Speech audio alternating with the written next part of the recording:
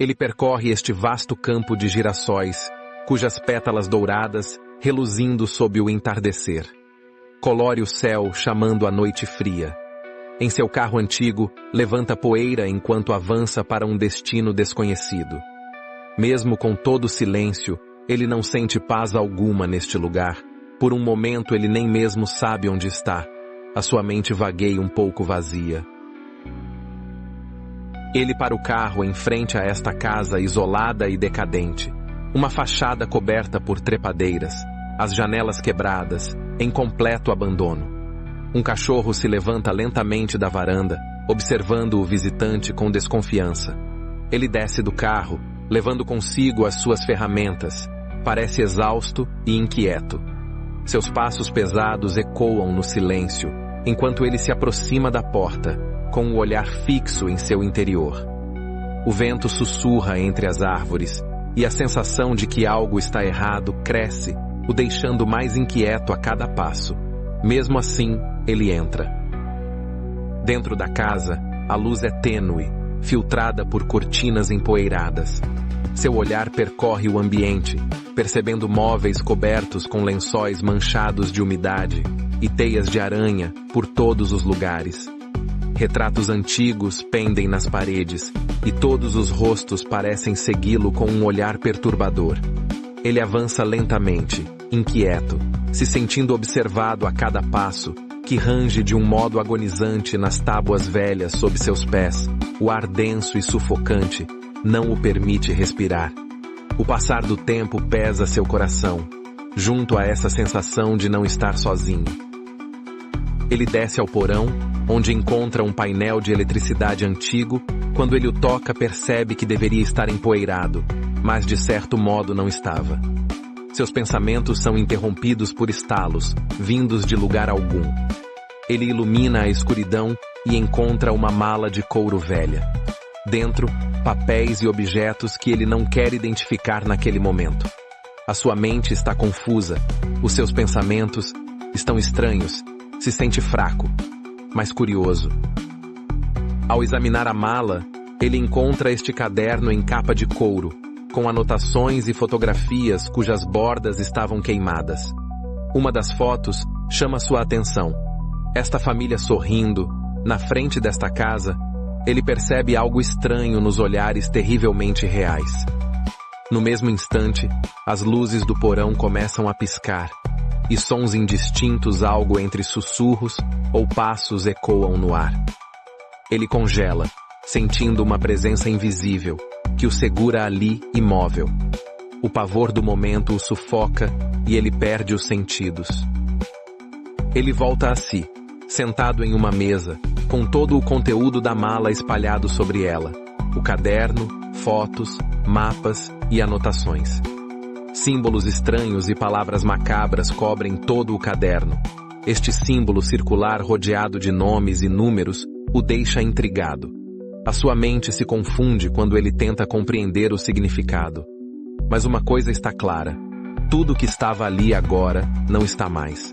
As páginas daquele livro estranho agora estão vazias. De repente, ele se vê do lado de fora, em meio a um pequeno cemitério, perdido entre as árvores antigas. Entre as lápides desgastadas, ele vê o mesmo símbolo. Quando se abaixa para olhar de perto, nota que as árvores ao redor parecem se mover sutilmente, como se observassem. A sensação de estar sendo vigiado é sufocante e vem de todas as direções e de nenhum lugar ao mesmo tempo. A sua mente está perturbada, ele pensa consigo, aterrorizado e perdido. Voltando à casa, ele encontra este gravador nos objetos da mala. Ao pressionar o botão, uma voz distorcida e quase irreconhecível começa a falar. As palavras são fragmentadas, mencionando uma maldição e um segredo que nunca deveria ser desenterrado. Antes da gravação terminar, o som do chiado de uma pequena TV o interrompe, deixando-o inquieto. Ele sente mais uma vez uma presença incontestável em algum lugar daquela casa. Seu corpo treme. Ele acorda na mesma tarde de quando chegou. O sol começa a se pôr, mas as lâmpadas já estão acesas. Sentado na varanda, observa o campo de girassóis. Se sente preso, e o pensamento de ir embora parece doloroso e inconcebível. O momento de silêncio é quebrado por um som profundo, vindo do chão. O campo parece infinito e intransponível. Ele percebe algo que se move debaixo da terra. Ele sente a ameaça desta presença. De algum jeito suas forças lhe escapam e sua compreensão de tudo parece nebulosa e confusa, e a sua mente às vezes escapa e ele cai. Atraído por uma vontade incompreensível, retornou ao porão. A cada degrau abaixo, o ar se torna mais sufocante e mais forte. Ele é puxado. Naquelas paredes, mais uma vez aquele símbolo, que de certa forma foi transferido à sua mente por aquele caderno, e era isso que o puxava para o porão. Um vulto rápido nas sombras o fez congelar, a luz trêmula não permitia ver quase nada. E essa sensação sufocante de não estar mais sozinho o deixava inquieto, como se algo o estivesse vigiando, esperando o momento certo para agir. Lá embaixo ele encontra uma parede falsa, os tijolos levemente deslocados. Ele os remove com as mãos trêmulas, descobrindo uma entrada para um túnel.